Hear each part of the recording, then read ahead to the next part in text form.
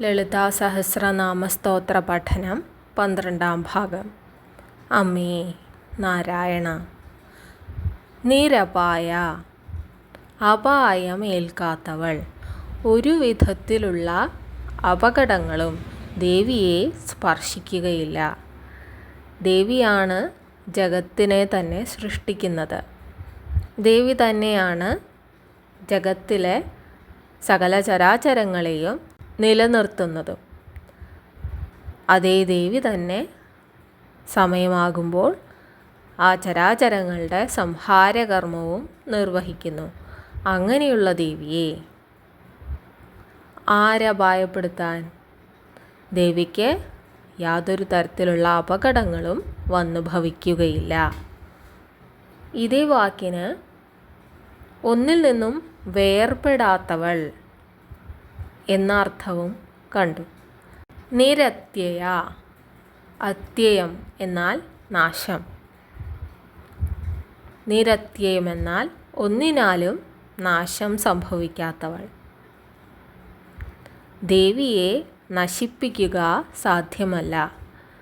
ഹിരണ്യകശിപു പ്രഹ്ലാദനെ വെള്ളത്തിൽ മുക്കി കൊല്ലാൻ ശ്രമിക്കുന്നുണ്ട്, തീയിലെറിഞ്ഞ് കൊല്ലാൻ ശ്രമിക്കുന്നുണ്ട്, പാമ്പുകൾക്ക് ഇട്ടുകൊടുക്കുന്നുണ്ട്, വാളിനാൽ വെട്ടി നശിപ്പിക്കാൻ ശ്രമിക്കുന്നുണ്ട്. ഒടുവിൽ അദ്ദേഹം തിരിച്ചറിയാണ്, പ്രഹ്ലാദൻ്റെ ഉള്ളിലെ പരമാത്മ ചൈതന്യത്തെ ഒരു വിധത്തിലും നശിപ്പിക്കുക സാധ്യമല്ല. ഇത് പരാശക്തിയുടെ കാര്യത്തിലും അങ്ങനെ തന്നെയാണ്. പരാശക്തിയുടെ ആ ചൈതന്യത്തെ നശിപ്പിക്കുക സാധ്യമല്ല. ദേവിക്ക് ശരീരമില്ല. ശരീരമില്ലാത്ത ചൈതന്യത്തെ നശിപ്പിക്കുക സാധ്യമല്ല. അടുത്ത നാമം നോക്കാം. ദുർലഭ. ദുർലഭ എന്നാൽ എളുപ്പത്തിൽ നേടാനാകാത്തത് ആണ്. ദുർലഭമായ വസ്തു എന്ന് പറയും അല്ലേ, എളുപ്പത്തിൽ കണ്ടുകിട്ടാത്തത്. ദേവിയെ കണ്ടെത്തുക, ദേവിയിലേക്ക് എത്തുക, ദേവിയെ നേടുക എന്ന് പറയുന്നത് അല്പം ബുദ്ധിമുട്ടുള്ള കാര്യമാണ്. ദേവിയിലൂടെ നമുക്ക് പലതും നേടാനായേക്കും. ദേവീ ഭജനത്തിലൂടെ നമ്മുടെ പല ആഗ്രഹങ്ങളും സ്വപ്നങ്ങളുമൊക്കെ സാക്ഷാത്കരിക്കുക സാധ്യമായേക്കും. എന്നാൽ സാക്ഷാൽ ദേവിയെ തന്നെ നേടുക എന്ന് പറയുന്നത് അത്ര എളുപ്പമല്ല. നമ്മളൊരു കഥ കേട്ടിരിക്കും. കുരുക്ഷേത്ര യുദ്ധത്തിന് മുന്നേ ദുര്യോധനനും അർജുനനും ഭഗവാൻ കൃഷ്ണനെ കാണാൻ പോയൊരു കഥ. യുദ്ധത്തിന് സഹായം അഭ്യർത്ഥിക്കാനാണ് ഇരുവരും അവിടെ ചെല്ലുന്നത്. അവർക്ക് മുന്നിലേക്ക് കൃഷ്ണൻ ഒരു ഓപ്ഷൻ വയ്ക്കുകയാണ്. എന്നെ വേണമോ എൻ്റെ സേനയെ, അതിൻ്റെ എല്ലാ റിസോഴ്സസോടും ചേർന്ന് എൻ്റെ ആ വലിയ സേനയെ നിങ്ങൾക്ക് യുദ്ധത്തിന് സഹായത്തിനായി വേണമോ? ദുര്യോധനൻ ചിന്തിച്ചത് ഇങ്ങനെയാണ്, ഇത്രയും വലിയൊരു സേന, ഇത്രയും വലിയൊരു പടയെ നേടുന്നതിലൂടെ നിഷ്പ്രയാസം പാണ്ഡവരെ തോൽപ്പിക്കുക എളുപ്പമാണ്. എന്നാൽ അർജുനന് വേണ്ടിയിരുന്നത് തൻ്റെ പ്രിയ സുഹൃത്തിനെ തന്നെയായിരുന്നു. അങ്ങനെ ഭഗവാൻ അർജുനനോടൊപ്പവും ഭഗവാന്റെ സേന ദുര്യോധനനോടൊപ്പവും കുരുക്ഷേത്ര യുദ്ധത്തിൽ പങ്കെടുക്കുകയാണ്. പിന്നീട് എന്ത് സംഭവിച്ചു എന്ന് നമുക്കറിയാം. അപ്പോൾ ഭഗവാനിൽ നിന്ന്, ഈശ്വരനിൽ നിന്ന്, പരാശക്തിയിൽ നിന്ന് എന്തെങ്കിലും കിട്ടുകയാണോ വേണ്ടത്, പരാശക്തിയെ തന്നെ നേടുകയാണോ വേണ്ടത് എന്ന് തീരുമാനിക്കേണ്ടത് നമ്മളാണ്. അടുത്ത നാമം നോക്കാം. ദുർഗമ. ഗമിക്കാൻ ബുദ്ധിമുട്ടുള്ളവൾ. ദേവിയെ പിന്തുടരുക, ദേവിയുടെ പാത പിന്തുടരുക എന്ന് പറയുന്നത് എളുപ്പമല്ല. എളുപ്പവഴിയിൽ ക്രിയ ചെയ്യുക സാധ്യമല്ല. ഇനി നോക്കൂ, ദുർഗ. ദേവിയുടെ മറ്റൊരു നാമമാണ് ദുർഗ. ദേവിക്ക് എങ്ങനെ ഇങ്ങനെ ഒരു പേര് കിട്ടി? ദുർഗമൻ എന്ന അസുരനെ വധിച്ചവൾ ദുർഗ. ഈ അസുര നിഗ്രഹം എന്നുള്ളതിനെ കേവലം ഒരു കൊല്ലലായിട്ട് നമ്മൾ കണക്കാക്കരുത്. ദേവി നിഗ്രഹിക്കുന്നത്, ദേവി ഇല്ലായ്മ ചെയ്യുന്നത് ഒരു വ്യക്തിയുടെ ഉള്ളിലെ ആസുരിക ശക്തിയെയാണ്. അനാവശ്യമായ ആസക്തികളെ, സംശയങ്ങളെ, നമ്മുടെ ഉള്ളിലെ അത്യാഗ്രഹത്തെ ദൂരീകരിക്കുന്ന ദേവിയാണ് ദുർഗ. ഇനി ദുഃഖഹന്ത്രി, ഭക്തൻ്റെ ഉള്ളിലെ ദുഃഖങ്ങളെ ഇല്ലായ്മ ചെയ്യുന്നവൾ. നമുക്ക് ദുഃഖമുണ്ടാക്കുന്ന സാഹചര്യങ്ങൾ നമുക്ക് ചുറ്റുമുണ്ടായിരിക്കും.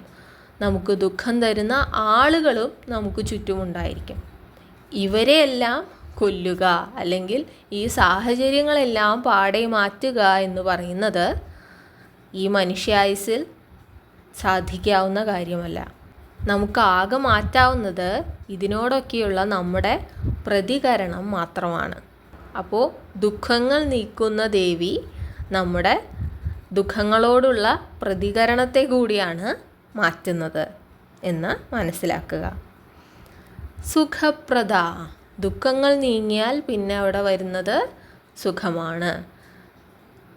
കേവലം ശാരീരിക സുഖവും ഭൗതിക സുഖവും മാത്രമല്ല, മാനസിക ആത്മീയ തലങ്ങളിലുള്ള സുഖവും പ്രദാനം ചെയ്യാൻ ആർക്ക് സാധിക്കും? ദേവി പരാശക്തിക്ക് സാധിക്കും. ദുഷ്ടദൂര, ദേവി എന്താണ് ചെയ്യുന്നത്? ദുഷ്ടന്മാരെ ദൂരത്താക്കുന്നു, സ്വാർത്ഥരെ ദൂരെ മാറ്റി നിർത്തുന്നു. ഞാൻ, എൻ്റേത് മാത്രം എന്ന് ചിന്തിക്കുന്നവർക്ക് ദേവി പരാശക്തിയിലേക്കുള്ള യാത്ര കഠിനമായിരിക്കും എന്ന് മാത്രമല്ല, അത് അസാധ്യം തന്നെയായിരിക്കും.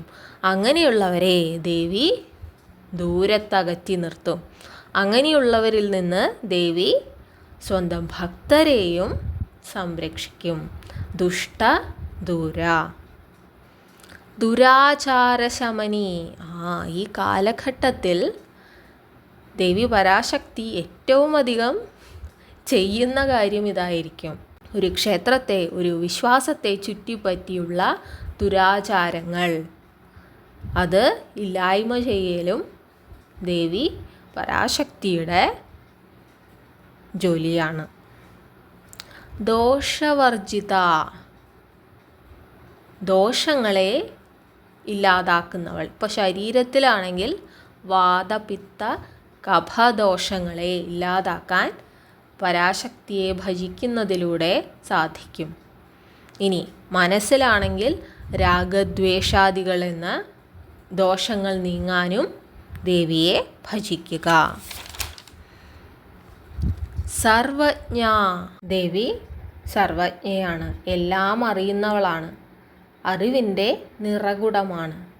നിറകുടം തുളുമ്പില്ല എന്ന് പറയുന്നത് പോലെ സ്വന്തം അറിവിൽ ദേവി ഒരിക്കലും അഹങ്കരിക്കുന്നില്ല. നമ്മൾ നിരഹങ്കാര, നിർമ്മത എന്നൊക്കെ കേട്ടു. അതേസമയം ദേവി മതനാശിനി കൂടിയാണ്.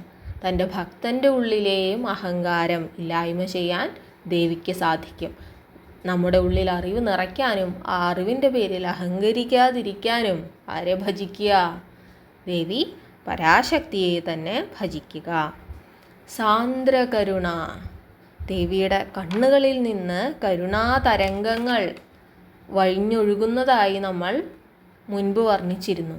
ദേവിയിൽ കരുണ എന്ന് പറയുന്നത് സാന്ദ്രമായി ഒരു നദി പോലെ, ഒരു സമുദ്രം പോലെ ഒഴുകിക്കൊണ്ടിരിക്കുകയാണ്. തന്നിലേക്ക് വരുന്ന എല്ലാ ഭക്തരെയും കരുണാർദ്രമായി കടാക്ഷിക്കാനും അവരുടെ സങ്കടങ്ങൾ നീക്കാനും ദേവി പരാശക്തിക്ക് സാധിക്കും. ഇനി നോക്കൂ, സമാന അധിക വർജിക, ദേവിക്ക് സമമായിട്ടും ദേവിക്ക് തുല്യമായിട്ടും ദേവിക്ക് അതീതമായിട്ടും ദേവിയേക്കാൾ മുകളിലും ഒന്നും തന്നെയില്ല. ദേവിയുടെ ശക്തിയെ ശക്തിയുമായി തുലനം ചെയ്യുക, ആ ശക്തിക്ക് അതീതമായി എന്തെങ്കിലും ഉണ്ട് എന്ന് കരുതുക സാധ്യമല്ല. അങ്ങനെയുള്ള ദേവി ആരാണ്? സർവശക്തിമയി. ദേവിയുടെ ഇനിയൊരു നാമമാണ് സർവശക്തിമയി. എല്ലാ ശക്തിയുടെയും സ്രോതസ്സായവൾ. മേധാശക്തി, ഓർമ്മശക്തി, സഹനശക്തി, ശരീരബലം ഇത്യാദി ശക്തികളുടെ എല്ലാം തന്നെ സ്രോതസ്സായവൾ ദേവി പരാശക്തി.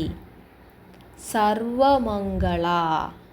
സർവമംഗള മംഗല്യേ ശിവേ സർവാർത്ഥസാധികേ ശരണ്യേ ത്രയംബകേ ഗൗരി നാരായണീ നമോസ്തുതേ. അതേ ദേവിയാണ് സർവമംഗള.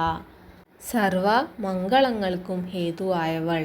ദേവി ഉൾപ്പെടുന്ന കർമ്മങ്ങളെല്ലാം തന്നെ മംഗളകരമായി ഭവിക്കും. ഇനി സദ്ഗതിപ്രദ.